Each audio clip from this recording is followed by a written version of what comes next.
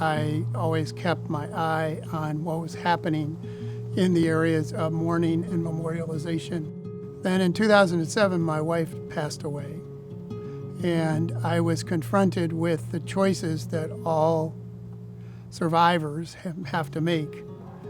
And that sort of propelled me to begin to rethink about what was going on.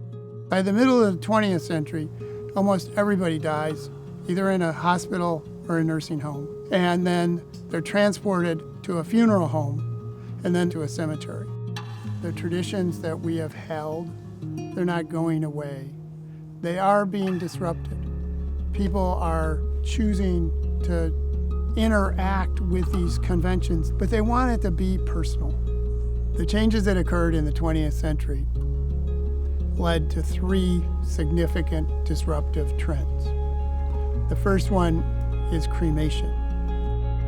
One of the reasons that cremation feels so accessible to us is that we control it. We can scatter it. We can build an altar to it.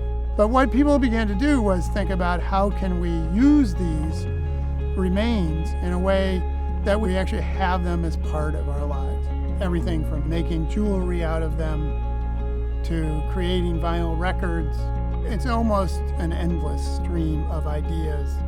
Cremation is related to the second big disruption, and that is the rise and growth of green burial.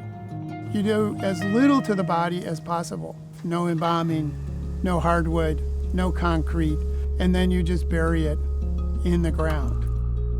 The third trend is returning to the public to mourn. So they do it through social medias or through the virtual cemetery.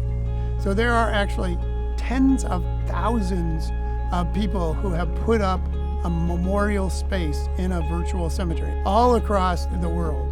And whether you go to the social media or you go to the virtual site, you're immediately interacting with your friends and you can begin to mourn. There are a growing number of people who want to be free from the traditions.